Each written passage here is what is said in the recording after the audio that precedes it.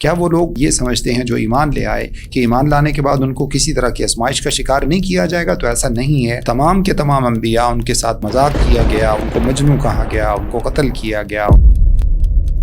ایک آزمائش کا اللہ رب العزت نے شکار کیا کہ آپ علیہ الصلوۃ والسلام جب وہاں سے ناراض ہو کر نکلے تو ایک کشتی میں بیٹھے، اور کشتی جو ہے وہ اس وقت کے اعتبار سے جیسے وہ ہچکولے کھانے لگی اور وہ ڈوبنے کے قریب تھی، تو اللہ نے کہا کہ آج کوئی ایسا شخص ہے جو اپنے جو ہے وہ مالک کو ناراض کر کے آ رہا ہے۔ گویا کہ جو اللہ تعالیٰ کے در سے ہٹ جاتا ہے، پھر وہ دنیا جہان کے ہر در کے اوپر دھکے کھاتا ہے، ہر جگہ پر وہ جو ہے نا وہ سجدہ ریز ہوتا ہے، ہر جگہ پر اپنی پیشانی جو ہے وہ اس کو ٹیکتا ہے، لیکن اس کے باوجود جو ہے وہ اس کو کہیں سے بھی سکون نصیب نہیں ہوتا۔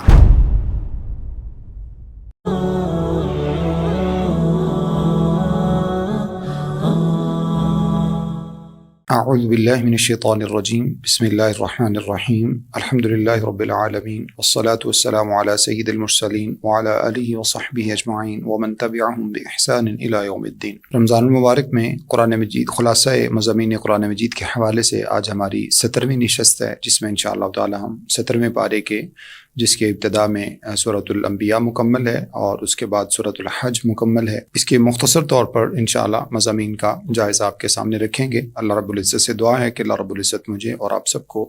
رمضان المبارک کی ان بابرکت ساعتوں میں قرآن مجید کے ساتھ اپنے تعلق کو گہرا کرنے کی توفیق عطا فرمائے، اور قرآن مجید کو سمجھنے اور اس پر عمل کرنے اور اس کو آگے پہنچانے کی توفیق عطا فرمائے۔ سورۃ الانبیاء ہے، جس کے ابتدا میں اللہ رب العزت نے، یہ مکی صورت ہے، اللہ رب العزت نے قیامت کی طرف اشارہ کیا ہے۔ اقترب للناس حسابهم وهم في غفلة معرضون، یقیناً لوگوں کا حساب قریب آ چکا ہے، وقت ان کا قریب آ چکا ہے، یعنی قیامت قریب آ چکی ہے، اور وہ لوگ جو ہے وہ ابھی تک غفلت میں پڑے ہوئے ہیں، اعراض کرنے والے ہیں۔ لوگوں کو ابھی تک اس بات کی پرواہ نہیں ہے، جیسا کہ کہا جاتا ہے کہ من مات فقد قامت علیہ الساعہ، جو فوت ہو گیا اس کی تو قیامت قائم ہو گئی۔ تو اس وجہ سے انسان کو اس بات کے لیے ہمیشہ اپنے آپ کو تیار رکھنا چاہیے، کیونکہ دنیا جو ہے یہ دارالامتحان ہے، اور قیامت والے دن اللہ رب العزت کے سامنے انسان کا پیش ہونا اور اس امتحان کے بارے میں اپنا سب کچھ جو ہے وہ اللہ رب العزت کے سامنے حساب کتاب دینا، یہ برحق ہے، جس کے بارے میں اللہ رب العزت نے یہ بات ارشاد فرمائی ہے۔ تو ہمیں یہ غفلت جو ہے وہ اس کو ترک کر کے اللہ رب العزت کی نشانیوں کو دیکھنا چاہیے، اللہ رب العزت کے نازل کردہ احکامات کو سمجھنا چاہیے اور اس پر عمل کرنے کی کوشش کرنا چاہیے۔ آیت نمبر 7 میں اللہ رب العزت ارشاد فرماتے ہیں، وَمَا أَرْسَلْنَا قَبْلَكَ إِلَّا رِجَالًا نُوحِي إِلَيْهِمْ فَاسْأَلُوا أَهْلَ الذِّكْرِ إِن كُنتُمْ لَا تَعْلَمُونَ، آپ سے پہلے ہم نے جو انبیاء بھیجے وہ مردوں میں سے تھے، اور ان کی طرف ہم وحی کرتے ہیں، تو جب آپ کو کسی بات کا علم نہ ہو تو آپ اہل ذکر سے سوال کیجئے۔ اس کا مطلب یہ ہے کہ اللہ رب العزت نے اپنے انبیاء اس لیے دنیا کے اندر بھیجے تاکہ لوگ ان سے شریعت کو سمجھیں۔ یہاں پر عام طور پہ ایک بڑی جو ہے وہ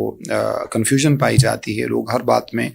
علماء کو جو ہے وہ قصوروار ٹھہراتے ہیں، بہت سارے لوگوں کے مسائل کا، لوگوں کی جہالت کا، لوگوں کی کم علمی کا، جبکہ اللہ رب العزت نے یہاں پر یہ حکم سب کو دیا ہے کہ جس کو بھی کسی معاملے کے بارے میں علم نہ ہو اس کو چاہیے کہ وہ اہل علم سے، اہل ذکر سے اس کے بارے میں پوچھے۔ تو بنیادی طور پہ انبیاء ہیں جو اللہ رب العزت کی طرف سے مقرر کیے جاتے ہیں، پھر اس کے بعد جب انبیاء دنیا میں نہیں رہے تو شریعتیں موجود ہیں، اور شریعتوں کو جاننے والے، شریعت کو جاننے والے، شریعت محمد صلی اللہ علیہ وسلم کو جاننے والے علماء، جن کے بارے میں آپ نے ارشاد فرمایا ان العلماء ورثۃ الانبیاء، انبیاء جو ہیں یقیناً یہ انبیاء کے علماء انبیاء کے وارث ہیں۔ تو اب لوگوں کو چاہیے کہ وہ علماء کی طرف، اور علماء ربانیین، علماء حق جو قرآن اور حدیث کے مطابق فیصلہ دیں، ان کی طرف جو ہے وہ رجوع کرنا چاہیے، اور ان سے اپنے مسائل اور دیگر چیزوں کے بارے میں رہنمائی لینی چاہیے۔ اس کے بعد اگلے رکوع میں اللہ رب العزت نے آسمان و زمین سے متعلق یہ بات ارشاد فرمائی ہے، وَمَا خَلَقْنَا السَّمَاءَ وَالْأَرْضَ وَمَا بَيْنَهُمَا لَاعِبِينَ، آیت نمبر 16 ہے۔ اللہ فرماتے ہیں کہ ہم نے آسمان و زمین کو کھیل اور تماشے کے لیے پیدا نہیں کیا۔ لَوْ أَرَدْنَا أَن نَّتَّخِذَ لَهْوًا لَّاتَّخَذْنَاهُ مِن لَّدُنَّا إِن كُنَّا فَاعِلِينَ،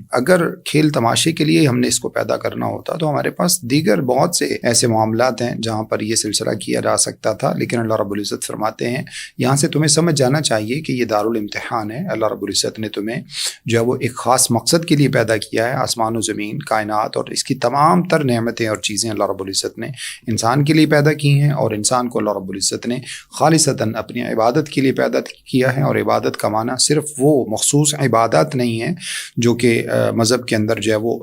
مذہب کا ایک حصہ ہوتا ہے، جیسے نماز، روزہ، حج، زکوٰۃ وغیرہ، بلکہ عبادت عبادت کا تعلق جو ہے وہ جو اللہ نے مقصد تخلیق انسان کا رکھا ہے، اس کا معنی یہ ہے کہ انسان کی پوری زندگی عبادت سے عبارت ہونی چاہیے، یعنی ہر وقت انسان اللہ تعالیٰ کے ہاں اس کی فرمانبرداری انسان کے اندر ہونی چاہیے اور تقوی انسان کے اندر غالب ہونا چاہیے۔ اللہ تعالیٰ ہم سب کو توفیق عطا فرمائے۔ اس کے بعد اللہ فرماتے ہیں آیت نمبر 21 میں 22 میں لو کان فیہما آلہۃ الا اللہ لفسدتا فسبحان اللہ رب العرش عما یصفون، اگر اس کائنات میں جیسا کہ مشرکین بہت سارے خداؤں کو جو ہے نا وہ اپنا رب بنا بیٹھے ہیں اور بہت ساری اللہ تعالیٰ کے ساتھ شرک کرتے ہیں، اللہ فرماتے ہیں کہ اگر ہمارے علاوہ یہاں پر ایک بھی اور معبود ہوتا جبکہ اللہ کے سوا کوئی نہیں ہے، قل انما هو الہکم الہ واحد، کہہ دیجئے کہ یقیناً وہ اللہ رب العزت جو ہے وہ اکیلا ہے، تو وہ الہکم الہ واحد، اور تمہارا معبود جو ہے وہ اکیلا ہے۔ تو اللہ رب العزت نے فرمایا کہ اگر ایک بھی معبود اللہ رب العزت کے سوا ہوتا تو ظاہر ہے کہ رائے کا اختلاف ہو جاتا، فیصلے کا اختلاف ہو جاتا، تو اس کائنات کے اندر فساد مچ جاتا، فساد برپا ہو جاتا، کائنات کا نظام دھرم برہم ہو جاتا، جو ہے وہ بارش کے برسانے کے حوالے سے، کسی کی پیدائش کے حوالے سے، کسی کے فیصلے کے بارے میں، کسی کی موت کے حوالے سے، تو ہر جگہ جو ہے وہ ایک فساد کسی کیفیت پیدا ہو جاتی۔ جیسے عام طور پہ گھر کے اندر جو ہے وہ جب تک باپ کا حکم چلتا رہتا ہے تو معاملات بڑے متناسب چلتے رہتے ہیں، جیسے ہی دو بھائی بڑے ہو جاتے ہیں تو ان کے آپس میں بعض مرتبہ باپ اور بیٹے کے اختلافات شروع ہو جاتے ہیں، اور کبھی جو ہے وہ دو بھائیوں کے آپس میں اختلافات ہوتے ہیں جس کی وجہ سے وہ گھر بک جاتے ہیں، مسائل۔ تو یہ اللہ تعالیٰ کے ساتھ اگرچہ کوئی مثال ایسی نہیں دی جا سکتی، اللہ رب العزت جو ہے وہ لیس کمثلہ شیء فلا تضربوا للہ الامثال، اللہ کے لیے کوئی مثال بیان نہ کرو، اس کی مثل کوئی چیز نہیں ہو سکتی۔ لیکن ہماری ناقص عقلوں کو یہ بات سمجھنے کے لیے کافی ہے کہ جیسے دنیا کا اس طرح کا کوئی نظام نہیں چل سکتا، تو اللہ رب العزت کے ہاں بھی پھر یہ اللہ تعالیٰ فرماتے ہیں کہ یہ اگر اللہ تعالیٰ کے علاوہ کوئی اور معبود ہوتا تو اسی طرح کا فساد یہاں پر بھی مچ جاتا۔ اگلے رکوع میں اللہ رب العزت ارشاد فرماتے ہیں وَلَمْ يَرَ الَّذِينَ كَفَرُوا أَنَّ السَّمَاوَاتِ وَالْأَرْضَ كَانَتَا رَتْقًا فَفَتَقْنَاهُمَا، کیا یہ کافر لوگ دیکھتے نہیں ہیں کہ بے شک آسمان و زمین جو ہے وہ آپس میں ملے ہوئے تھے اور ہم نے ان کو جدا کیا، اور وَجَعَلْنَا مِنَ الْمَاءِ كُلَّ شَيْءٍ حَيٍّ، اور پھر ہم نے ہر چیز کو، ہر ذی روح کو ہم نے پانی سے زندگی عطا فرمائی، فَلَا يُؤْمِنُونَ، تو پھر یہ لوگ ایمان کیوں نہیں لاتے ہیں؟ یہ اللہ رب العزت نے اپنے جو ہے وہ قدرت کے دلائل پیش کیے ہیں۔ اللہ رب العزت فرماتے ہیں آسمان و زمین کی پیدائش ان لوگوں کے لیے کافی تھی، جس کو اللہ نے فرمایا کہ تم دیکھتے ہو بغیر عمد ترونہا، یہ بغیر جو ہے وہ ستونوں کے اللہ رب العزت نے اس کو پیدا کیا ہے۔ پھر اللہ تعالیٰ نے اپنی جو ہے وہ تخلیق کے بعد ارشاد فرمایا ھذا خلق اللہ فارونی ماذا خلق الذین من دونہ، یہ پہاڑ، یہ آسمان، یہ زمین اور یہ کائنات اور یہ جنگل اور یہ سمندر اور یہ دنیا کا سب کچھ اللہ کی پیدا کردہ چیزیں ہیں، تو اگر تمہارے معبودوں نے کچھ پیدا کیا تو وہ لا کے دکھاؤ تم۔ تو اللہ رب العزت ارشاد فرماتے ہیں کہ کائنات کی ان نشانیوں سے ان لوگوں کو اس بات سے توبہ کرنی چاہیے جو اللہ رب العزت کے بارے میں ہرزہ سرائی کرتے ہیں، اللہ رب العزت کے ساتھ یہ شرک کرتے ہیں۔ پھر اللہ رب العزت نے ارشاد فرمایا کہ وہی اللہ رب العزت ہے جس نے جو ہے وہ آسمانوں کے اوپر آسمانوں کو ایک محفوظ سطح کی صورت میں بنایا ہے، اور اللہ تعالیٰ کی نشانیوں سے یہ لوگ پھر بھی اعراض کرتے ہیں۔ پھر اس اللہ رب العزت نے رات کو، دن کو، سورج کو، چاند کو بنایا، ہر چیز اپنے اپنے مدار میں جو اس کا سرکل ہے، جو اللہ رب العزت نے اس کی منزلیں مقرر کر رکھی ہیں، اس کے مطابق وہ چل رہی ہے، وہ گھوم رہی ہے، اور سائنس بھی ان چیزوں کو آج پروف کرتی ہے۔ اگرچہ شریعت اور اللہ رب العزت کے احکامات جو ہے وہ سائنس کی جو ہے نا وہ پروف کرنے کے محتاج نہیں ہیں، لیکن جو ہے نا وہ لوگ خاص طور پر جن کے دماغوں کے اوپر سائنس اور ٹیکنالوجی جو ہے وہ چھائی ہوئی ہوتی ہے شریعت کے معاملے میں بھی بطور خاص، تو ان لوگوں کو یہ سمجھ لینا چاہیے کہ اب ان کے پاس کوئی دلیل اور حجت نہیں رہی کہ قیامت والے دن اللہ رب العزت کے سامنے کوئی کسی طرح کا عذر پیش کر سکیں۔ آیت نمبر 35 میں اللہ رب العزت ارشاد فرماتے ہیں، آیت نمبر 34 اور 35 میں وَمَا جَعَلْنَا لِبَشَرٍ مِّن قَبْلِكَ الْخُلْدَ، اور ہم نے جو ہے نا وہ کسی بھی بشر کے لیے آپ سے پہلے بھی ایسا نہیں بنایا کہ وہ دنیا کے اندر ہمیشہ رہے گا۔ جیسے اللہ فرماتے ہیں کہ کل من علیہ فان، اس کائنات کے اوپر جس کو بھی اللہ رب العزت نے پیدا کیا ہے اس کو آخر کار فوت ہونا ہے، حتیٰ کہ عیسیٰ علیہ السلام جن کو اللہ رب العزت نے زندہ اٹھایا وہ بھی قرب قیامت تشریف لائیں گے، اور ان کو اسی طویل طریقے سے اللہ رب العزت کے حکم سے ان کو فوت کیا جائے گا۔ تو کوئی بھی اس دنیا کے اندر، کائنات کے اندر باقی رہنے کے لیے نہیں آیا۔ فَإِن مِتَّ فَهُمُ الْخَالِدُونَ، کیا آپ فوت ہو جائیں گے؟ جیسا کہ یہ مشرکین مکہ نبی صلی اللہ علیہ وسلم کے بارے میں اس طرح کی جو ہے وہ عرضہ سرائی کرتے، تو اللہ نے فرمایا کیا ان کو یہ لگتا ہے کہ نبی صلی اللہ علیہ وسلم تو دنیا سے چلے جائیں گے اور یہ لوگ ہمیشہ رہیں گے؟ ان کو بھی تو آخر ہمارے پاس ہی آنا ہے۔ کل نفس ذائقۃ الموت، ہر چیز کو موت کا ذائقہ چکھنا ہے، وَنَبْلُوكُم بِالشَّرِّ وَالْخَيْرِ فِتْنَةً، اور اصل جو چیز ہے وہ یہ ہے کہ ہم تمہیں مختلف طرح سے آزماتے ہیں، خیر کے ساتھ بھی، شر کے ساتھ بھی، بھلائی دے کر، برائی پہنچا کر، کبھی جو ہے وہ تمہیں کسی طرح کی آزمائش کا شکار کر کے، کبھی تمہیں مختلف قسم کی فراوانیاں دے کر، کبھی تنگی دے کر، کبھی ترشی دے کر، وَإِلَيْنَا تُرْجَعُونَ، اور اس کے بعد تم سب لوگوں کو ہماری طرف لوٹنا ہے، تو پھر ہم دیکھیں گے، پھر ہم فیصلہ کریں گے تم دنیا کے اندر کیا کیا کرتے تھے۔ اللہ فرماتے ہیں آیت نمبر 41 میں وَلَقَدِ اسْتُهْزِئَ بِرُسُلٍ مِّن قَبْلِكَ فَحَاقَ بِالَّذِينَ سَخِرُوا مِنْهُم مَّا كَانُوا بِهِ يَسْتَهْزِئُونَ۔ وَلَقَدِ اسْتُهْزِئَ بِرُسُلٍ مِّن قَبْلِكَ، نبی صلی اللہ علیہ وسلم آپ سے پہلے جو انبیاء دنیا میں تشریف لائے ان کا بھی اسی طرح سے مذاق اڑایا گیا۔ یہ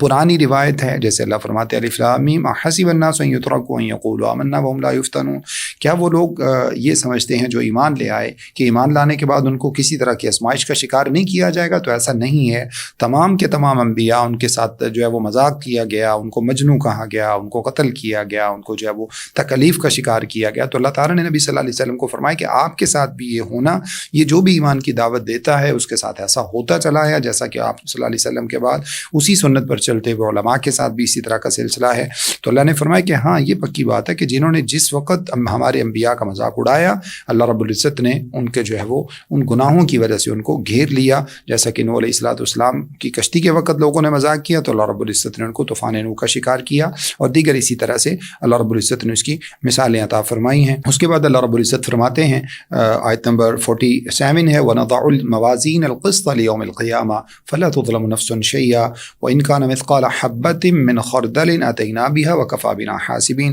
اور قیامت والے دن ہم وزن کو انصاف کے ساتھ قائم کریں گے، اور اس دن کسی جان کے ساتھ ایک ذرے کے برابر بھی ظلم نہیں کیا جائے گا، اور اگر کسی کا ایک ذرے کے برابر بھی، رائی کے دانے کے برابر بھی کسی نے کوئی نیکی کی ہوگی یا کسی نے کوئی دوسرا عمل کیا ہوگا، برا عمل کیا ہوگا، اللہ فرماتے ہیں وہ سب کا سب ہم اس سے لا کے حاضر کر دیں گے، وَكَفَىٰ بِنَا حَاسِبِينَ، اور ہم کافی ہیں حساب لینے والے، جیسے اللہ فرماتے ہیں سورہ زلزال کی آخری دو آیتوں میں فَمَن يَعْمَلْ مِثْقَالَ ذَرَّةٍ خَيْرًا يَرَهُ وَمَن يَعْمَلْ مِثْقَالَ ذَرَّةٍ شَرًّا يَرَهُ، اگر کوئی شخص ذرے کے برابر بھی برائی کرے گا تو وہ بھی دیکھ لے گا، کوئی اچھائی کرے گا، بھلائی کرے گا تو وہ بھی اس کو اپنے سامنے پالے گا، جیسے اللہ فرماتے ہیں سورۃ الاعراف میں وَالْوَزْنُ يَوْمَئِذٍ الْحَقُّ، وزن کا قائم ہونا، میزان کا قائم ہونا قیامت والے دن یہ عین حق ہے، یہ برحق ہے، ہر شخص کا وزن قائم ہوگا، اور اس دن جو ہے وہ پھر اعمال کے مطابق اللہ رب العزت فیصلے فرمائیں گے۔ اس کے بعد رکوع نمبر 5 ہے سورت کا، اور اس پارے کا اللہ رب العزت نے اس میں ابراہیم علیہ السلام کے حوالے سے وہ تفصیلات ذکر فرمائی ہیں، وَلَقَدْ آتَيْنَا إِبْرَاهِيمَ رُشْدَهُ مِن قَبْلُ وَكُنَّا بِهِ عَالِمِينَ، اللہ رب العزت نے آپ کو بھلائی عطا فرمائی، دین کی سمجھ عطا فرمائی، اپنی اویئرنس دی، اللہ رب العزت نے توحید کی جو ہے وہ سمجھ عطا فرمائی، اور اس کے بعد ابراہیم علیہ السلام کو اللہ رب العزت نے ان کی قوم کی طرف مبعوث فرمایا، اور ان سے کہا کہ آپ ان کو دعوت دیجئے توحید کی طرف، ان کو بتائیے کہ ان کو اللہ رب العزت نے پیدا کیا ہے، اور ان سے پوچھیے کہ یہ کیا اذ قال لأبیہ وقومہ، ابراہیم علیہ السلام نے فرمایا اپنے والد کے لیے اور اپنے قوم کے لیے کہ ما هذه التماثیل التي انتم لها عاکفون، یہ کیا صورتیں اور مورتیاں ہیں جو تم نے بنا رکھی ہیں، ان کی ہمیشہ تم اعتکاف کرنے ان کے سامنے بیٹھے رہتے ہو۔ تو کہنے لگے کہ ہم نے اپنے آباء و اجداد کو اسی طرح سے پایا ہے، اور اس کے بعد کہنے لگے کہ ابراہیم کیا تو ہمارے ان معبودوں کے ساتھ کھیلنے اور ان کا مذاق اڑانے آیا؟ تو آپ نے ارشاد فرمایا نہیں ایسا نہیں ہے۔ آیت نمبر 56 میں اللہ فرماتے ہیں قال بل ربکم رب السماوات والارض الذی فطرہن وانا علی ذلک من الشاہدین، بلکہ میں تو تمہیں تمہارے اصل رب کی پہچان کروانے آیا ہوں، تمہیں یہ بتانے آیا ہوں کہ یہ جو تمہارے بت اور جو معبودان باطلہ ہیں ان کی کوئی حقیقت اور حیثیت نہیں ہے، اور تمہارا رب اصل وہ ہے جس نے آسمان و زمین کو پیدا کیا، اور جس نے جو ہے وہ ہر چیز کو پیدا کیا، تمہیں اور مجھے ہم سب کو پیدا کیا، اور میں اس بات کے اوپر گواہی دینے والا ہوں۔ اور اس کے بعد ارشاد فرمایا کہ تمہارے ان بتوں کو میں توڑ ڈالوں گا، اور اس کے بعد ان کی حقیقت جو ہے نا وہ ان کے سامنے رکھی، جیسے دیگر صورتوں کے اندر اللہ تعالیٰ نے ارشاد فرمایا ہے، ان سے کہا کہ دیکھو بتاؤ یہ کھاتے کیوں نہیں ہیں، ان کے سامنے بتوں کے سامنے کہا کہ بتاؤ تم بات کیوں نہیں کرتے ہو، تم کھاتے کیوں نہیں ہو، تم بولتے کیوں نہیں ہیں، وغیرہ وغیرہ۔ تو اس کے بعد اللہ رب العزت فرماتے ہیں آپ علیہ الصلوۃ والسلام نے ان کو فجعلهم جذاذا الا كبيرا لهم لعلهم الیہ یرجعون، ان سب کے ٹکڑے ٹکڑے کر دیے۔ جب واپس آئے تو وہ آ کر مشرکین جو تھے وہ پوچھنے لگے کہ اس کے ساتھ کس نے کیا؟ کہنے لگے ہاں ابراہیم تھے، اس ایک نوجوان کا نام سنا ہے، وہ ان کے بارے میں باتیں کرتا تھا۔ ان کو بلوایا گیا اور کہا انت فعلت هذا بآلهتنا یا ابراہیم کیا آپ نے یہ سب کچھ کیا ہے؟ تو آپ علیہ الصلوۃ والسلام نے فرمایا، آیت نمبر 63 ہے قال بل فعله كبيرهم هذا فاسألوا من كانوا ينطقون، بلکہ ان کے بڑے نے کیا ہوگا، ان سے پوچھ کے دیکھ لو، اگر یہ بات کر سکتے ہیں تو ان سے پوچھ لو، یقیناً یقیناً یہ ایک ایسا جواب تھا جس جواب کے مقابلے میں ان کے پاس کوئی اس کا سلوشن نہیں تھا، کوئی حل نہیں تھا، کوئی بات نہیں بن سکی، کوئی بات نہیں بن پائی۔ یہ ظاہری طور پر جو ہے وہ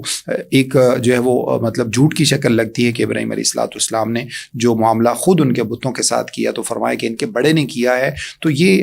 صحیح حدیث کے اندر، صحیح بخاری کی حدیث میں، جس میں اللہ کے رسول صلی اللہ علیہ وسلم نے ارشاد فرمایا کہ ابراہیم علیہ السلام نے اللہ رب العزت کی خاطر، جس میں اس کا معنی یہ ہے کہ اللہ کی سکھائی بھی یقیناً اس میں حکمت ہے، آپ علیہ السلام نے 3 مرتبہ جو ہے وہ اس طرح سے ایسے بیانات دیے، ایسی باتیں کی جس میں جو ہے وہ ظاہری طور پر وہ جھوٹ کی طرح محسوس ہوتے ہیں۔ جیسے آپ علیہ السلام نے ایک یہی والی مثال ہے جس میں فرمایا کہ یہ ان کے بڑے نے ایسا کیا ہوگا، اور دوسری جو بات ہے سارہ علیہ السلام جو آپ کی بیوی تھیں، ان کو ایک موقع پر اپنی بہن کہا تاکہ جو ہے وہ ان کو اس سے بادشاہ کے مظالم سے بچایا جا سکے، اور اسی طرح سے دوسرے موقع پر جب ان لوگوں نے بتوں کے پجاری جو تھے مشرکین یہ کہنے لگے کہ آپ ہمارے ساتھ اس میلے میں چلیے، تو ابراہیم علیہ السلام نے فرمایا کہ نہیں، انی سقیم، میں بیمار ہوں، میں نہیں جاؤں گا۔ تو یہ ظاہری طور پر ایک جھوٹ کی شکل لگتی ہے، لیکن انفیکٹ ایسا نہیں ہے، یہ اللہ رب العزت کی خاطر ایسا ہی ہے، جیسے اللہ کے رسول صلی اللہ علیہ وسلم نے ارشاد فرمایا لیس الکذاب الذی یصلح بین الناس، ایک بندہ جو 2 بھائیوں کے درمیان اصلاح کے لیے بھی اگر کبھی کذب بیانی سے کام لے لیتا ہے، جس کا مقصد جو ہے وہ خیر ہوتا ہے، دونوں طرف وہ خیر کی بات کرتا اور پہنچاتا ہے، تو آپ نے فرمایا کہ اس کو جھوٹا نہیں سمجھا جائے گا۔ اور یہ جو بات تھی یہ تو یقیناً اللہ رب العزت ہی کی خاطر تھی، تو اس وجہ سے اس کو ابراہیم علیہ السلام کے کردار کے حوالے سے کوئی ایسی بات نہیں کی جا سکتی، جائز نہیں ہے۔ اس کے بعد ابراہیم علیہ السلام نے ان کو توحید کی دعوت دی، جب توحید کی دعوت دی تو وہ لوگ آپ علیہ السلام کے دشمن بن گئے، اور دشمن بننے کے بعد کہنے لگے، آیت نمبر 68 میں اللہ فرماتے ہیں، کہنے لگے حرقوه وانصروا آلهتکم ان کنتم فاعلین، اپنے معبودوں کی مدد کرو اور ابراہیم کو جلا ڈالو، الیاذ باللہ من ذالک، الیاذ باللہ من ذالک، یعنی اپنے معبودوں کی مدد کرو۔ صورتحال یہ ہے کہ جتنے بھی اس وقت کے معبودان باطلہ تھے، بت ہوں، وہ قبریں ہوں، وہ پیر فقیر ہوں، ان کو کوئی بھی کسی طرح کا نقصان پہنچا کے چلا جائے، اور اتفاق سے آج ہی میں وہ ویڈیو دیکھ رہا تھا جس میں جو ہے نا وہ تقریباً 17 کے قریب افراد جو یہاں پہ انٹیریئر سندھ میں آنے والے سہمن کے میلے میں جو ہے وہ لقمہ اجل بن گئے، اور یہ تقریباً ہر سال ایسا ہوتا ہے کہ جو زائرین ہوتے ہیں یہاں پر زیارت کرنے کے لیے لوگ آنے والے ہوتے ہیں، وہ اللہ تعالیٰ کے جو ہے نا وہ کیا کہنا چاہیے عذاب کا شکار ہوتے ہیں۔ تو یہ جو مطلب یہاں پر جو دربار اور میزان ہیں، یہ اگر اتنے ہی کچھ ایسے قابل ہیں تو یہ ان لوگوں کو جو ہے وہ اپنے مریدین کو جو ہے وہ اس طرح کی آزمائشوں سے بچا کیوں نہیں پاتے؟ بلکہ اس کے بعد اللہ نے فرمایا ہے کہ انکم وما تعبدون من دون اللہ حسب جہنم، اسی صورت میں اللہ نے فرمایا کہ تم اور تمہارے معبودان باطلہ جو یہ چاہتے اور پسند کرتے تھے کہ ان کی عبادت کی جائے، سب کے سب جہنم کے ایندھن بنو گے، اور تم سب جو ہے نا وہ جہنم کے اندر جو ہے وہ وارد کیے جاؤ گے۔ تو اس وجہ سے ابراہیم علیہ السلام کے بارے میں کہنے لگے جی اپنے معبودوں کی مدد کرو، تو معبودوں کی مدد کی جاتی ہے یا معبود تو مدد کرتا ہے؟ تو یہیں سے جب عقل انسان کے پاس نہیں ہوتی تو پھر اسی طرح کے معاملات انسان کرتا ہے۔ بہرحال انہوں نے بہت بڑی ایک جو ہے وہ آگ جلائی، بہت بڑا جو ہے وہ ایک الاؤ جو ہے وہ جلایا اس کو، اور اس کے اندر ابراہیم علیہ السلام کو پھینکا، اور جب آپ کو پھینکا گیا تو اللہ رب العزت نے فرمایا آیت نمبر 67 میں، قلنا یا نار کونی بردا وسلاما علی ابراہیم، اے آگ ابراہیم علیہ السلام کے اوپر ٹھنڈی بھی ہو جا اور سلامتی والی ہو جانا، اتنی ٹھنڈی بھی نہ ہونا کہ ابراہیم علیہ السلام کو ٹھنڈ کی وجہ سے نقصان پہنچ جائے۔ حالانکہ آگ کا کام تو جلانا ہوتا ہے، چھری کا کام کاٹنا ہوتا ہے، مچھلی کا کھایا ہوا کبھی باہر نہیں نکلتا ہے، لیکن اس کے باوجود اللہ رب العزت کی جب چاہت ہوتی ہے تو اس وقت ان تمام چیزوں کو جو ہے وہ ان کے اصل عمل سے روک دیا جاتا ہے، اور اللہ رب العزت اپنے بندوں کی یوں مدد فرماتے ہیں۔ تو اصل جو بات ہے وہ یہ ہے کہ اللہ تعالیٰ کی خاطر انسان کھڑا ہو جائے، من کانا للہ، جو بندہ اللہ کے لیے ہو جاتا ہے اللہ رب العزت اس بندے کے لیے ہو جاتے ہیں، اور ہر جگہ پر اللہ تعالیٰ اس کی مدد فرماتے ہیں۔ اگلے رکوع میں اللہ رب العزت نے مختلف انبیاء علیہم صلوات اللہ وسلام، ان کو دی جانے والی نعمتیں، انبیاء کا تذکرہ ہے، ان کو دی جانے والی نعمتوں کا تذکرہ ہے۔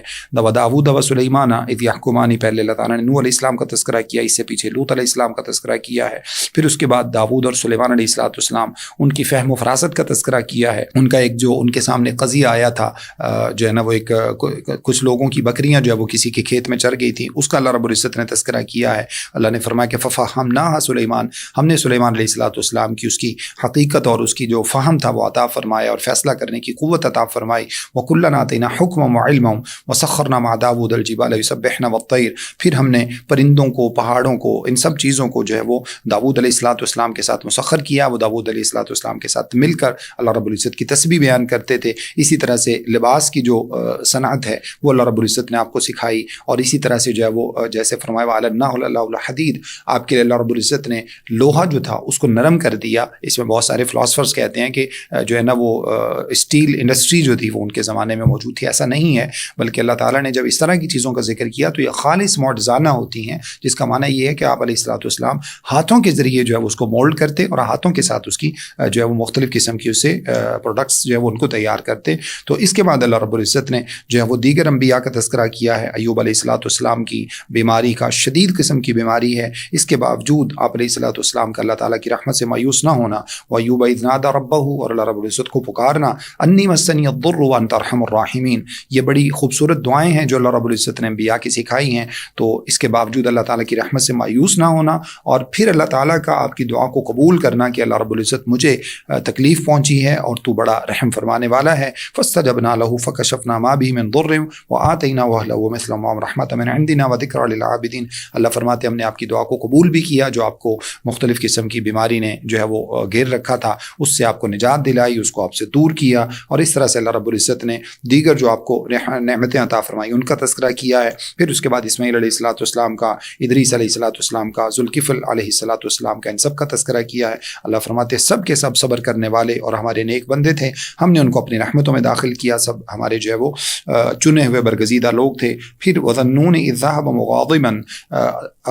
فَظَنَّ أَن لَّن نَّقْدِرَ عَلَيْهِ فَنَادَىٰ فِي الظُّلُمَاتِ أَن لَّا إِلَٰهَ إِلَّا أَنتَ سُبْحَانَكَ إِنِّي كُنتُ مِنَ الظَّالِمِينَ. اللہ رب العزت نے مچھلی والے نبی یونس علیہ السلام کا تذکرہ کیا ہے جب وہ غضبناک ہو کر، ناراض ہو کر اپنی قوم کو چھوڑ کر چلے گئے. لیکن اس کے بعد جو ہے وہ اللہ رب العزت نے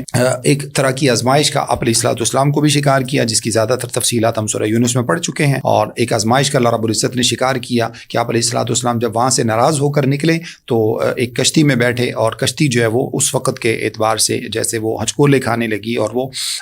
اس میں جو ہے وہ ڈوبنے کے قریب تھی. تو اللہ نے کہا کہ آج کوئی ایسا شخص ہے جو اپنے جو ہے وہ مالک کو ناراض کر کے آ رہا ہے. تو یہ مطلب ان لوگوں کی ایک سمجھ لیجئے کہ ایک جس کو کہا جاتا ہے کہ ایک تجربہ اور اس طرح کی چیزیں ہوتی تھی. تو خیر قرآن نکالا گیا کہ ایک بندے کو کم کرنا پڑے گا، اور مختلف طرح کی اسرائیلی روایات ہیں اس حوالے سے. تو ایک بندے کو جو ہے اس میں سے کم کرنا پڑے گا ورنہ ساری کشتی ڈوب جائے گی. پہلی مرتبہ جو قرآن اندازی میں نام آئے یونس علیہ السلام کا، دوبارہ قرآن اندازی کی گئی تو آپ کا نام، تیسری مرتبہ قرآن اندازی کی گئی تو آپ ہی کا نام تھا. آپ کو بھی اس بات کا ادراک ہو گیا کہ اللہ تعالیٰ کی طرف سے فی الحال چونکہ اجازت نہیں تھی قوم کو چھوڑ کر آنے کی، تو اس وجہ سے اللہ رب العزت کی ناراضگی کا یقیناً مجھے سامنا ہے. تو آپ علیہ السلام نے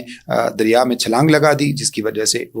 جس کے نتیجے میں مچھلی نے آپ کو اپنے پیٹ میں جو ہے وہ ڈال لیا، سمجھ لیجئے کہ نگل لیا. اور اس کے بعد اللہ رب العزت نے اتنے اندھیروں میں سے یونس علیہ السلام نے جب اللہ رب العزت کے یہاں سچی توبہ کی تو اللہ نے توبہ قبول فرمائی. وہ توبہ کے جو الفاظ ہیں اللہ رب العزت نے وہ ہمارے سامنے نقل فرمائے ہیں. لا الہ الا انت سبحانک انی کنت من الظالمین. اے اللہ رب العزت آپ کے سوا کوئی معبود نہیں، یقیناً مجھ سے ہی، اور تو پاکیزہ ذات ہے، یقیناً میں ہی زیادتی کرنے والوں میں سے اور ظالموں میں سے ہوں. یہ اسم اعظم ہے اللہ رب العزت کا، اس کا آیت کے اندر موجود ہے. اور اس کے بعد کے جو الفاظ ہیں فاستجبنا لہ، اللہ فرماتے ہیں ہم نے یہ دعا قبول فرمائی. ونجیناہ من الغم، اور آپ علیہ السلام کو غم سے نجات دی. اور اسی طرح سے ہم ایمان والوں کو غموں سے نجات دیتے ہیں. تو یہ اللہ رب العزت نے گویا کہ فرمایا کہ یہ دعا جو ہے یہ غموں سے نجات پانے کے لیے اللہ تعالیٰ کے سامنے کی جانی چاہیے. اور اس دعا کے ذریعے اللہ رب العزت ہر طرح کے غموں کو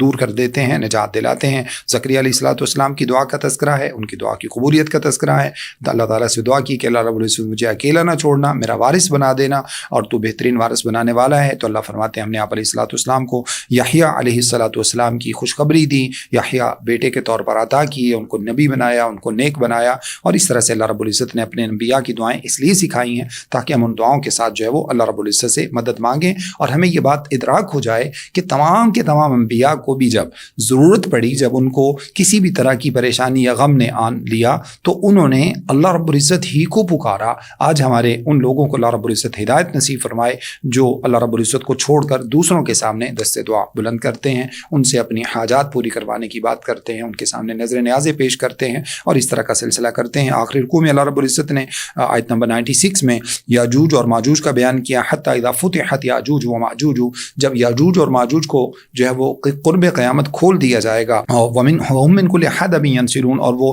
ہر جو ہے وہ ٹیلے سے نیچے دوڑتے ہوئے نظر آئیں گے، ٹیلوں سے اترتے ہوئے محسوس ہوں گے، یعنی اس قدر تیزی سے وہ زمین کے اندر داخل ہوں گے کہ جو ہے وہ گویا کہ ٹیلوں سے جو ہے نا وہ امڑتے ہوئے زمین کے اندر داخل ہو جائیں گے۔ اور اس طرح سے اس آزمائش کا جو قرب قیامت آئے گی، اللہ رب العزت نے اس کا تذکرہ کیا، جس کی کچھ تفصیلات ہم پہلے جو ہے وہ سورہ کہف میں اور 16ویں پارے میں ہم جو ہے وہ ڈسکس کر چکے ہیں۔ اس کے بعد اللہ رب العزت نے قرب قیامت جو ہے وہ آسمانوں کو لپیٹنے کے حوالے سے ذکر کیا ہے آیت نمبر 104 میں، یوم نطوی السماء کطی السجل للکتب، جس دن ہم آسمانوں کو یوں لپیٹ دیں گے جیسے اوراق کو بند کر کے رجسٹر اور دفتر کے اندر لپیٹ دیا جاتا ہے، کما بدأنا اول خلق نعید، اور یہ اسی طرح سے ہی واقع ہوگا جیسے ہم نے پہلے دن اس سب کو پیدا کیا تھا۔ یعنی پہلے دن کی پیدائش جو ہے وہ تمہیں، اگر یہ تمہیں جو ہے وہ عجب میں ڈالتا ہے تو پھر اس سے پہلے تمہیں آسمان و زمین کی تخلیق جو ہے اس چیز کا تمہیں عجب میں ڈالنا چاہیے۔ اس کا معنی یہ ہے کہ جیسے یہ اللہ رب العزت کے لیے مشکل نہیں تھا، ایسے یہ بھی اللہ رب العزت کے لیے مشکل نہیں ہوگا۔ اللہ فرماتے ہیں وعدن علینا، یہ وعدہ ہمارے ذمہ سچا ہے، انا کنا فاعلین، اور یقیناً ہم یہ سب کچھ کر کے رہیں گے۔ آیت نمبر 107 میں اللہ فرماتے ہیں نبی صلی اللہ علیہ وسلم کو بطور خاص جو اللہ رب العزت نے جو خصوصیات عطا فرمائی ان میں سے یہ ہے، وما ارسلناک الا رحمۃ للعالمین، اور اے نبی صلی اللہ علیہ وسلم یقیناً ہم نے آپ کو پورے جہانوں کے لیے رحمت بنا کر بھیجا ہے۔ نبی صلی اللہ علیہ وسلم کا رحمت ہونا کفار کے لیے ہے، مشرکین کے لیے، منافقین کے لیے ہے، ہر مذہب کے لوگوں کے لیے ہے، اور مسلمانوں کے لیے تو یقیناً پھر ہے ہی۔ تو آپ صلی اللہ علیہ وسلم کا باعث رحمت ہونا ایک تو دنیا اس وقت کے اعتبار سے تھا جب تک آپ صلی اللہ علیہ وسلم دنیا کے اندر موجود تھے، آپ صلی اللہ علیہ وسلم کی ذات لوگوں کے لیے بطور رحمت تھی، آپ صلی اللہ علیہ وسلم کا دنیا کے اندر رہنا بطور رحمت تھا، اور جب آپ صلی اللہ علیہ وسلم چلے گئے تو آپ علیہ الصلوۃ والسلام کی شریعت جو ہے وہ تمام جہانوں کے لیے باعث رحمت ہے۔ یعنی جو اس کے ساتھ جڑ جائے گا وہ اللہ رب العزت سے جو ہے وہ آپ صلی اللہ علیہ وسلم کے جو مطلب اللہ رب العزت نے آپ کو رحمت کا ذریعہ بنا کر بھیجا، تو وہ رحمتیں اور وہ برکات جو ہیں وہ ہر اس شخص کو حاصل ہوں گی جو اپنے آپ کو نبی صلی اللہ علیہ وسلم کے ساتھ کسی بھی طرح سے بطور خاص شریعت کے حوالے سے جوڑ لیتا ہے، کیونکہ وہ لوگ رحمت سے محروم رہے جو فزیکل تو نبی صلی اللہ علیہ وسلم کے ساتھ ان کا بلڈ ریلیشن بھی تھا، فزیکل تعلق بھی تھا، لیکن اس کے باوجود وہ فزیکل تعلق مینس کہ وہ آپ صلی اللہ علیہ وسلم کے رشتہ دار تھے اور آپ صلی اللہ علیہ وسلم کی جو ہے وہ فیملی کا حصہ تھے، بٹ اس کے باوجود وہ رحمت سے ان سے محروم رہے کیونکہ انہوں نے آپ صلی اللہ علیہ وسلم کے پیغام کو نہیں مانا۔ وہ محمد سے تو پیار کرتے تھے، رسول اللہ سے پیار نہیں کرتے تھے، اور انہوں نے نبی صلی اللہ علیہ وسلم کو نبی نہیں مانا۔ اس کے بعد اللہ رب العزت نے فرمایا کہ نبی صلی اللہ علیہ وسلم ان کو بتا دیجئے کہ اللہ رب العزت نے مجھے وحی دے کر بھیجا ہے، اور وہ وحی یہ ہے کہ اللہ کے سوا کوئی معبود نہیں ہے، تو بتاؤ پھر تم ایمان لاتے ہو؟ نہیں ایمان لاؤ گے تو پھر میرا مقصد پہنچا دینا تھا، میں نے پہنچا دیا ہے، اور مجھے خود نہیں معلوم کہ تمہارا حساب قریب ہے یا بعید ہے، کس وقت اللہ تعالیٰ کی طرف سے تمہیں جو وہ حساب آن پہنچے۔ اور اس کے بعد فرماتے ہیں اللہ رب العزت نے فرمایا کہ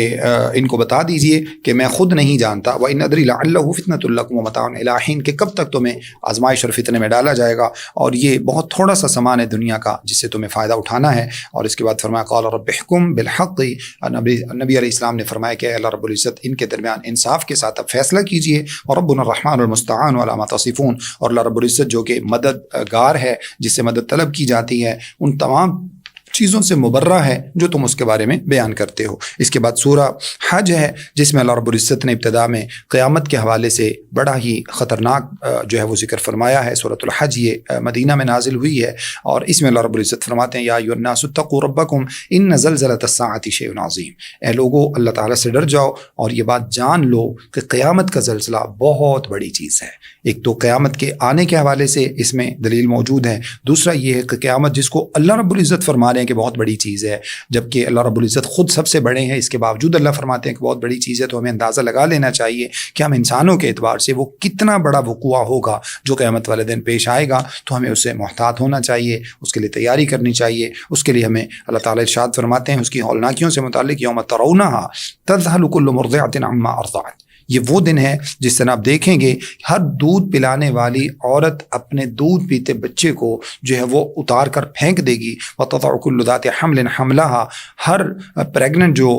ہے مطلب کوئی بھی چاہے وہ زیرو ہو وہ اپنی پریگننسی کو گرا دے گی، وترى الناس سکارا، اور آپ لوگوں کو دیکھیں گے وہ آپ کو نشے میں لگتے ہیں، وما هم بسکارا، حالانکہ وہ نشے میں نہیں ہوں گے۔ یہ اللہ تعالیٰ کے ان عذابوں کا، سخت عذابوں کا اثر ہوگا اور قیامت کی ہولناکی کا اثر ہوگا جو اللہ رب رب العزت فرماتے ہیں اس سے ظاہر ہوگا. تو اس وجہ سے ہمیں ہر ممکن حد تک جو ہے وہ اللہ رب العزت اور اللہ تعالیٰ کے لیے قیامت والے دن کے لیے اور جو ہے وہ اپنے حساب اور کتاب کے لیے اپنے آپ کو تیار رکھنا چاہیے. اللہ رب العزت ہم سب کو توفیق عطا فرمائے. آیت نمبر 5 میں اللہ رب العزت نے انسان کی پیدائش کے مختلف مراحل کا تذکرہ کیا ہے. اللہ فرماتے ہیں کہ ہم نے فَإِنَّا خَلَقْنَاكُم مِّن تُرَابٍ ثُمَّ مِّن نُطْفَةٍ مٹی سے پیدا کیا، پھر نطفہ سے پیدا کیا، پھر علقہ سے پیدا کیا، یعنی جو ہے وہ اس سے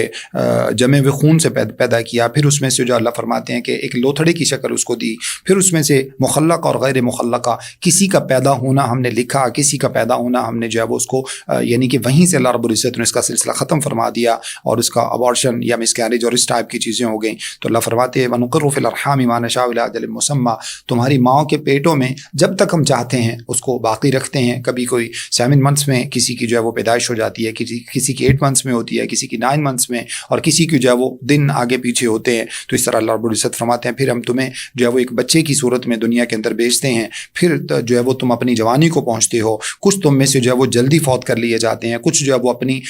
بڑھاپے کی عمر کو پہنچ جاتے ہیں. یہ سب کچھ اللہ رب العزت فرماتے ہیں کہ تمہیں ان مراحل کو اپنے ذہن میں رکھنا چاہیے اور جس مقصد کے لیے اللہ رب العزت نے تمہیں پیدا کیا ہے اس مقصد کے اوپر نظر ہونی چاہیے. آیت نمبر 7 میں اللہ فرماتے ہیں وَإِنَّ السَّاعَةَ آتِيَةٌ لَا رَيْبَ فِيهَا، اور یقیناً قیامت آنے والی ہے جس کے آنے میں کوئی شک و شبہ نہیں. وَأَنَّ اللَّهَ يَبْعَثُ مَن فِي الْقُبُورِ، اور قبروں کے اندر جو کوئی بھی موجود ہوں گے سب اللہ رب العزت ان کو قیامت والے دن اٹھا لیں گے. اس کا معنی یہ نہیں ہے کہ اگر کوئی سمندروں کے اندر فوت ہوا، کوئی جو ہے وہ فضاؤں کے اندر اگر فوت ہو گیا یعنی وہاں پہ گرا اور ظاہر اس کو قبر نصیب نہیں ہو سکی. کچھ ایسے لوگ ہیں جن کو قبریں نصیب نہیں ہو سکی، آگ کے اندر جل گئے، کچھ اس طرح کے. تو قبر سے مراد جو ہے وہ یہاں پر وہ اصل میں جو ہے نا وہ اس کے بعد انسان کی زندگی کے بعد کا جو منظر ہے، جو عالم برزخ ہے، وہ عالم مراد ہے. اور اس عالم میں جو بھی لوگ موجود ہوں گے یعنی فوت ہوئے ہوں گے، اور ظاہر ہے کہ وہ کل من علیہا فان کل نفس ذائقۃ الموت، ہر شخص یعنی ہر شخص کو قیامت والے دن اللہ رب العزت کے سامنے اٹھنا ہے، حساب کتاب دینا ہے. اس کے بعد اللہ رب العزت ارشاد فرماتے ہیں، اللہ رب العزت نے 2 گروہوں کا تذکرہ کیا ہے. ایک وہ گروہ ہے جو اللہ کے نبی صلی اللہ علیہ وسلم کے ساتھ اللہ تعالیٰ کے بارے میں بغیر علم کے جھگڑا کرتا ہے اور جو ہے وہ ہدایت کی طرف نہیں آتا. اور اسی طرح سے دوسرے گروہ کا اللہ رب العزت نے وہ تذکرہ کیا. یہ تو کفار کا گروہ تھا، اور دوسرا گروہ وہ ہے جو منافقین کا ہے، جو ایک کنارے پر کھڑے ہو کر عبادت کرتے ہیں. اگر کوئی بلائی پہنچ جاتی ہے تو چلتے رہتے ہیں، اور اگر کبھی کوئی آزمائش آ جاتی ہے تو فوراً جو وہ پیچھے ہٹ جاتے ہیں. اللہ فرماتے ہیں خسرت دنیا والآخرہ ذالک هو الخسران المبین، یہ بھی خسارہ پانے والے، وہ کفار بھی خسارہ پانے والے. تو اللہ رب العزت نے ان لوگوں کا تذکرہ کیا ہے، پھر اہل ایمان کا تذکرہ کیا ہے. اللہ تعالیٰ نے ان کے لیے جنتوں کا تذکرہ کیا ہے. اور اسی طرح سے اس کے بعد اللہ فرماتے ہیں آیت نمبر 17 میں کہ لوگوں کے درمیان قیامت والے دن وہ ایمان والے ہیں، کچھ وہ لوگ وہ ہیں جو ایمان لائے، کچھ یہودی ہوئے، کچھ صابی یعنی کہ جو بے دین ہیں وہ لوگ ہیں، اسی طرح سے کرسچنز ہیں، مجوس ہیں، اور وہ لوگ ہیں جو اللہ کے ساتھ شرک کرتے ہیں. اللہ فرماتے ہیں قیامت والے دن اللہ رب العزت ان کے درمیان فیصلہ فرمائیں گے. اگرچہ فیصل کے طور پر اللہ رب العزت نے شریعت محمدی صلی اللہ علیہ وسلم کو نازل کر دیا ہے، اور اب یہی حکم ہے کہ جو شریعت محمد صلی اللہ علیہ وسلم کے مطابق جو ہے وہ ایمان لے کر آئے گا اور وہی جو ہے وہ نجات پائے گا. اور جب تک وہ شریعتیں ویلڈ تھیں تب تک اللہ رب العزت نے ان کو برقرار رکھا، اور ان کے اوپر چلنے والے بھی اسی طرح سے اسلام پر سمجھے جائیں گے. لیکن آج جو ہے وہ جو شخص شریعت کو نہیں مانے گا، محمد صلی اللہ علیہ وسلم کی شریعت کا انکار کرے گا، وہ مجوسی رہ کر، وہ عیسائی رہ کر، وہ کرسچن رہ کر، وہ یہودی رہ کر، یا کسی بھی اپنے دین کے اوپر رہ کر وہ قیامت والے دن آ جائے تو اللہ فرماتے ہیں وَمَن يَبْتَغِ غَيْرَ الْإِسْلَامِ دِينًا فَلَن يُقْبَلَ مِنْهُ، سورہ آل عمران کی 3 پارے کی آیت ہے. جو اسلام کے علاوہ کوئی اور دین لے کر آئے گا تو اس سے قبول نہیں کیا جائے گا. اس کے بعد اللہ رب العزت نے جو ہے وہ ہر چیز کے سجدہ کرنے کے بارے میں ذکر کیا. آیت نمبر 18 میں اللہ فرماتے ہیں کہ آسمان و زمین میں جو کچھ بھی ہے ہر چیز اللہ کو سجدہ کرتی ہے. سورج ہے، چاند ہے، ستارے ہیں، پہاڑ ہیں، درخت ہیں، چوپائے ہیں، اور بے شمار لوگ ہیں، یہ سارے کے سارے اللہ تعالیٰ کو سجدہ کر رہے ہیں. بے شک کافر ظاہری طور پر سجدہ نہیں کرتے، یعنی اللہ تعالیٰ کے ساتھ ایمان نہیں لاتے، لیکن تکوینی امور کے اندر وہ بھی اللہ رب العزت کے احکامات کے ہاتھوں مجبور ہیں، اور وہ کچھ نہیں کر سکتے. اپنے آپ کو بیمار ہونے سے نہیں بچا سکتے، مرنے سے نہیں بچا سکتے، آفات سے نہیں بچا سکتے، اور اسی طرح سے دیگر چیزیں ہیں. تو اللہ رب العزت ارشاد فرماتے ہیں یہ اللہ رب العزت جیسا چاہتے ہیں کرتے ہیں. وَكَثِيرٌ حَقَّ عَلَيْهِ الْعَذَابُ، کتنے لوگ ہیں جن کے اوپر عذاب جو ہے وہ حق ثابت ہو گیا، اور جس کو اللہ رب العزت ذلیل و رسوا کر دے اس کو کوئی عزت دینے والا نہیں ہے. اللہ رب العزت جو چاہتے ہیں سو کرتے ہیں. اس کے بعد اللہ رب العزت نے کچھ جو ہے وہ اہل جہنم کا تذکرہ کیا ہے، کچھ اس کے بعد اہل ایمان کا تذکرہ کیا ہے. پھر اس کے بعد اللہ رب العزت نے رکوع نمبر 11 میں اس کا جو ہے وہ پارے کا 11 اور سورت کا رکوع نمبر 4 ہے، جس میں اللہ رب العزت نے ابراہیم علیہ السلام کو جو ایک شرف عطا فرمایا، بیت اللہ میں آپ کو جو ہے وہ ٹھکانہ عطا فرمایا، اس کا اللہ رب العزت نے تذکرہ کیا ہے. آپ علیہ السلام کو اللہ نے اس اس وقت جو وظیفہ آپ کے لیے مقرر کیا، یعنی آپ کے لیے جو فرض اللہ رب العزت نے آپ کے لیے مقرر کیا، وطہر بیتی للطائفین، نمبر 1 فرمایا کہ اللہ تشرک بی شیئا، سب سے پہلے تو میرے ساتھ کسی کو شریک نہ ٹھہرانا۔ حالانکہ اللہ رب العزت کے انبیاء ہی سب سے پہلے اللہ رب العزت کی توحید کی بات کرتے ہیں، پھر بھی اللہ رب العزت نے اس لیے تاکہ ہم لوگ اس بات کو سمجھیں کہ جب اللہ تعالیٰ نے اپنے انبیاء کو ایک چیز سے منع کیا علیہم صلوات اللہ وسلامہ، تو جب ہم اس کا ارتکاب کریں گے تو یقیناً کتنا بڑا جرم اور جو ہے وہ گناہ ہوگا۔ پھر فرمایا کہ ہمارے گھر کو طواف کرنے والوں کے لیے، رکوع کرنے والوں کے لیے، سجدہ کرنے والوں کے لیے، وہاں پر قیام کرنے والوں کے لیے پاک اور صاف کیجیے، اور لوگوں کے درمیان جو ہے وہ حج بیت اللہ کی منادی کیجیے، لوگوں کو ندا دیجیے، حج کا اعلان کیجیے، اور لوگ جو ہے وہ پیدل چلتے ہوئے سفر کی حالت میں اپنی دبلی اونٹنیوں پر سوار ہو کر جو ہے وہ دور دراز کے راستوں سے جو ہے وہ اس حج کے لیے جمع ہوں گے۔ پھر اس کے بعد اللہ رب العزت نے فرمایا قربانی کا لوگوں کے اندر اعلان کیجیے۔ اللہ تعالیٰ نے جو مخصوص دن اس کے مقرر فرمائے ہیں، جس کے بارے میں جو ہے وہ حدیث کے اندر موجود ہے، یوم النحر و ثلاثۃ بعدہ، ایک جو ہے وہ قربانی کا دن ہے اور 3 دن اس کے بعد ہیں، تو یہ اللہ رب العزت نے قربانی کے دن مقرر فرمائے ہیں، جس کے بارے میں احادیث کے اندر تفصیلات موجود ہیں۔ تو اللہ رب العزت نے پھر جو ہے وہ اس کے بعد آیت نمبر 31 میں مشرک کے بارے میں یہ بات ارشاد فرمائی ہے، حنفاء للہ غیر مشرکین بھی، یہ جو اللہ تعالیٰ کے انبیاء تھے ان کے بارے میں تو فرمایا کہ وہ تو ابراہیم علیہ السلام بطور خاص وہ تو اللہ تعالیٰ کی طرف یکسو تھے اور وہ مشرکین میں سے نہیں تھے، لیکن اب کوئی شخص اگر اللہ تعالیٰ کے ساتھ شرک کرتا ہے تو اللہ فرماتے اس کی مثال یوں ہے، فکانما خر من السماء، گویا کہ وہ آسمانوں سے گرا، فتخطفه الطیر او تهوی به الريح في مكان سحیق، اب اس کو کوئی پرندہ اچک کے لے جائے یا اس کو ہوا دنیا کے اندر کہیں بھی کسی دور دراز میں لے جا کر پھینک دے، تو اللہ رب العزت ارشاد فرماتے ہیں کہ اس کی یہی کیفیت ہے، گویا کہ جو اللہ تعالیٰ کے در سے ہٹ جاتا ہے پھر وہ دنیا جہان کے ہر در کے اوپر دھکے کھاتا ہے، ہر جگہ پر وہ جو ہے نا وہ سجدہ ریز ہوتا ہے، ہر جگہ پر اپنی پیشانی جو ہے وہ اس کو ٹیکتا ہے، لیکن اس کے باوجود جو ہے وہ اس کو کہیں سے بھی سکون نصیب نہیں ہوتا۔ اس کے بعد اللہ رب العزت نے آیت نمبر 35 میں مومنوں کی 4 صفات، بڑی ہی جو اعلیٰ ترین صفات ہیں اللہ رب العزت نے ان کا تذکرہ کیا ہے۔ ارشاد فرمایا کہ الذین اذا ذکر اللہ وجلت قلوبہم، جب ان کے سامنے اللہ تعالیٰ کا ذکر کیا جاتا ہے ان کے دل ڈر جاتے ہیں۔ نمبر 2 والصابرین علی ما اصابہم، وہ جو بھی ان کو تکلیف پہنچتی ہے، وہ دین کے معاملے میں ہو، وہ رشتہ داری کے معاملے ہو، وہ دیگر جو ہے نا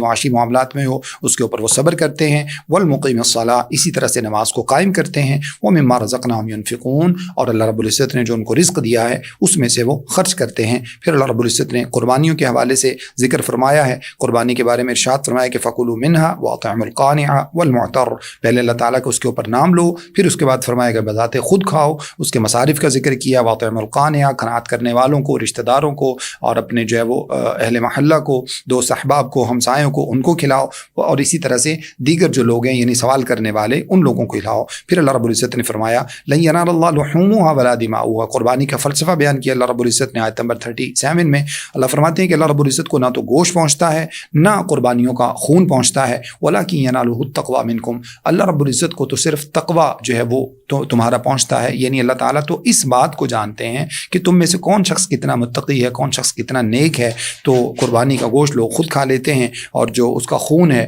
وہ بہہ جاتا ہے، اور اللہ رب العزت کے پاس جو انسان کی چیز جس کا جو معیار ہے وہ صرف اور صرف تقوی ہے۔ تو یہ اللہ رب العزت نے ذکر فرمایا۔ اہل ایمان کے بارے میں اللہ رب العزت ارشاد فرماتے ہیں،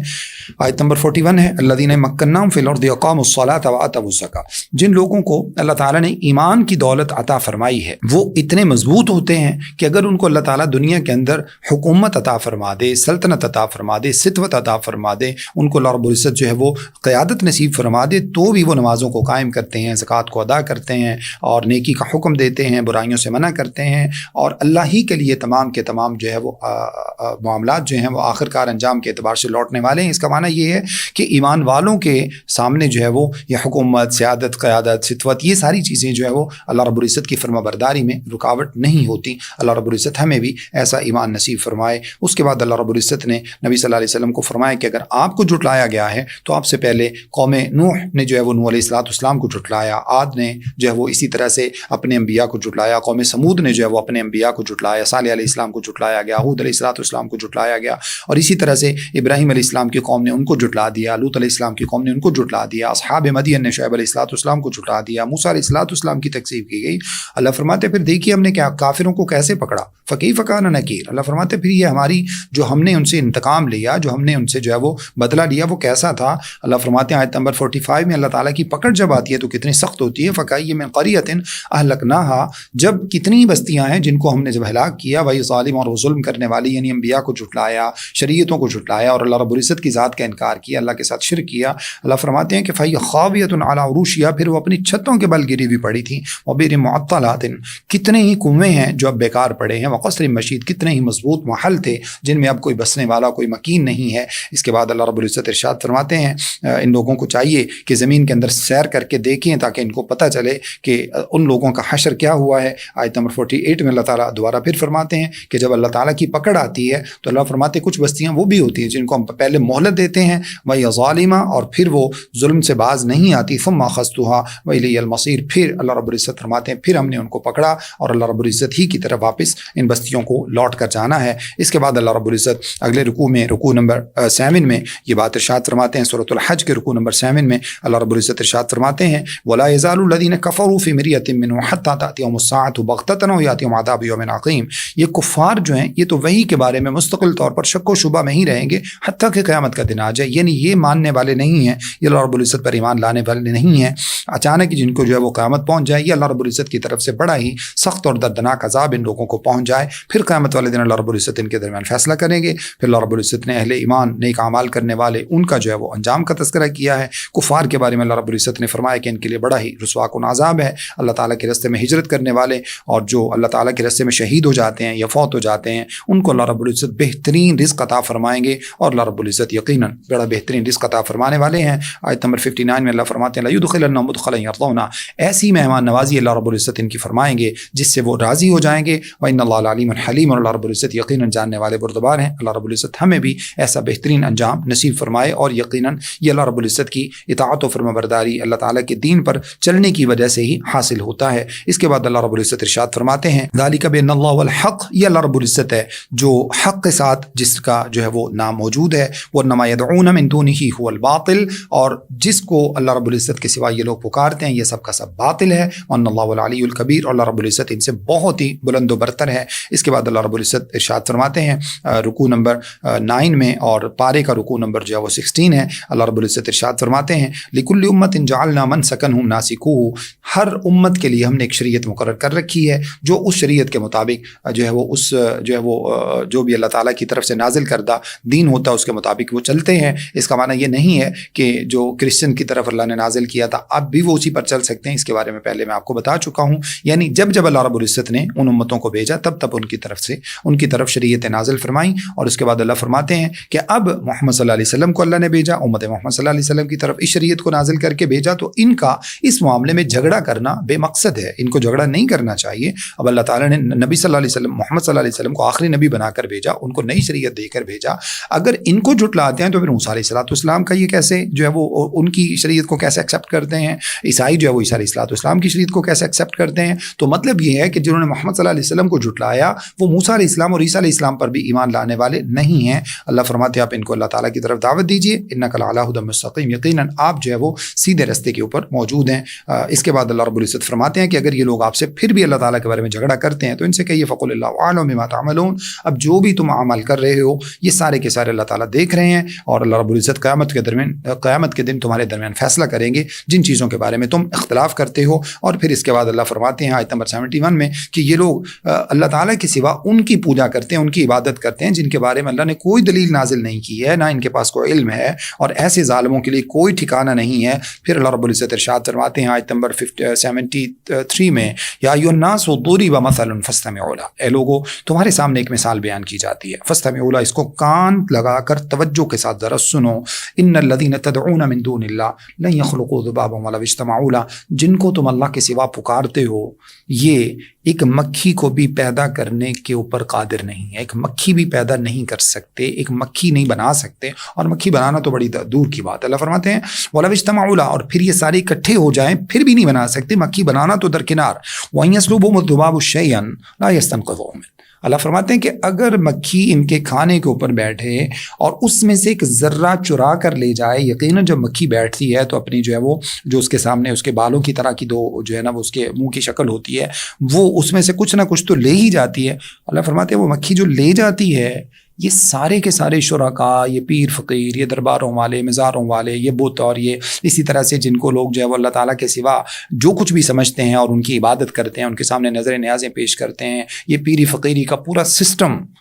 اللہ فرماتے ہیں اس مکھی کے اٹھائے ہوئے اس ذرے کو واپس لینے پر قادر نہیں ہے۔ ضعف الطالب والمطلوب، کیا حقیقت ہے ان کی، کتنا ہی جو ہے وہ یہ کتنا ہی جو ہے وہ گھٹیا قسم کا اور کتنا ہی کمزور ہے یہ سلسلہ جو ان لوگوں نے بنا رکھا ہے اللہ رب العزت کے مقابلے میں، الیاذ باللہ من ذالک۔ اللہ فرماتے ہیں بات دراصل یہ آیت نمبر 74 میں اللہ فرماتے ہیں ما قدر اللہ حق قدری، ان لوگوں نے اللہ کی قدر کی ہی نہیں، اللہ کو پہچانا ہی نہیں جیسے اللہ رب العزت کو پہچاننا چاہیے تھا۔ ان اللہ لقوی عزیز، جن لوگوں کو، جس کچرے کو، جس جو ہے وہ یہ مختلف قسم کی جو ہے نا وہ اس طرح کی خرافات کو اللہ رب العزت کے سامنے یہ لا کھڑا کرتے ہیں، اللہ رب العزت اس سے بڑا بلند ہے، اللہ رب العزت بڑی طاقتوں کا مالک ہے، بہت بڑی ذات ہے، بڑی غالب ذات ہے اللہ رب العزت کی۔ اس کے بعد اللہ رب العزت ارشاد فرماتے ہیں یا ایھا الذین آمنوا ارکعوا واسجدوا واعبدوا ربکم وافعلوا الخیر لعلکم تفلحون، اے ایمان والو تم اللہ کے خاص بندے ہو، تم کیا کیا کرو، ہمیشہ اللہ تعالیٰ کی عبادت میں لگے رہا کرو، رکوع کیا کرو، سجدے میں پڑے رہا کرو، اللہ رب العزت کے سامنے ہر وقت عبادت کی کیفیت میں رہا کرو، وافعلوا الخیر، ہمیشہ نیکی کے کاموں میں آگے بڑھ چڑھ کے حصہ لیا کرو تاکہ تم قیامت والے دن کامیاب ہو سکو، وجاہدوا فی اللہ حق جہادی، اور اللہ کی راہ میں ایسے جہاد کرو جیسے جہاد کرنے کا حق ہے، جیسے نبی صلی اللہ علیہ وسلم نے 23 غزوات میں حصہ لیا، جیسے صحابہ نے اپنی جانوں کے نذرانے پیش کیے، جیسے تابعین نے اپنی جانوں کے نذرانے پیش کیے، جیسے خالد لڑے، جیسے مثنہ بن حارثہ لڑے، جیسے سعد بن ابی وقاص لڑے، اللہ فرماتے ہیں اس طرح سے تم بھی اللہ رب العزت کی راہ میں جہاد کرو، جیسے عمر نے اللہ رب العزت کی جو ہے وہ بیجی ہوئی شریعت کے اسلام کے جھنڈے پوری دنیا میں گاڑے، جیسے جو ہے وہ دیگر صحابہ کرام کو اللہ رب العزت نے جن کو توفیق عطا فرمائی، اور دیگر جو مجاہدین ہیں اللہ رب العزت ان سب سے راضی ہو جائے، اللہ رب العزت ان کی شہادتوں کو اپنی بارگاہ میں قبول فرمائے، اللہ فرماتے ہیں ان کی طرح جہاد کرو۔ پھر اس کے بعد اللہ رب العزت نے ارشاد فرمایا کہ وہی اللہ رب العزت ہے جس نے تمہیں چنا، یعنی تمہارا انتخاب کیا، وما جعل علیکم فی الدین من حرج، دین میں کسی طرح کی کوئی تنگی نہیں رکھی، ملت ابیکم ابراہیم، تمہارے باپ ابراہیم علیہ الصلوۃ والسلام کا بڑا پیارا دین ہے جو اللہ رب العزت نے تمہیں عطا فرمایا، تمہارا نام اس نے مسلمان رکھا ہے، من قبل وفی ھذا لیکون الرسول شہیدا علیکم، اس سے پہلے بھی اور اس وقت بھی اللہ رب العزت کی طرف سے یہی تمہیں حکم ہے، اور اس لیے بھی کتنا بڑا اعزاز ہے تاکہ رسول صلی اللہ علیہ وسلم تم پر گواہ ہو جائیں، وتکونوا شہداء علی الناس، اور تم انبیاء کے لیے لوگوں کے اوپر گواہ بن جاؤ، یعنی انبیاء کی گواہی دینا اس امت کے مقدر اور اعزاز میں ٹھہرا ہے۔ اتنا بڑا اعزاز ہونے کے باوجود اگر یہ امت خرافات، بدعات اور شرک میں گھری رہتی ہے، اللہ رب العزت ہماری حالت پہ رحم فرمائے، تو کتنی ہی بدبختی کی بات ہے۔ فاقیموا الصلاۃ، نماز قائم کر لو، زکوٰۃ کو ادا کیا کرو، اللہ کے دین کے ساتھ جڑ جاؤ، مضبوطی سے پکڑ لو، ہوا مولاکم، وہ تمہارا مولا اور مددگار ہے، ہر وقت تمہاری مدد کرے گا، فنعم المولا ونعم النصیر، کتنا ہی خوبصورت ہے وہ جو تمہارا مولا ہے، اور کتنا ہی تمہارا خوبصورت ہے جو اللہ رب العزت مددگار ہے۔ اللہ سے دعا ہے کہ جو کچھ میں نے آپ کے سامنے بیان کیا مجھے اور آپ سب کو سمجھنے، عمل کرنے اور آگے پہنچانے کی توفیق عطا فرمائے۔ استغفر اللہ لی ولکم ولسائر المسلمین، والسلام علیکم ورحمۃ اللہ وبرکاتہ۔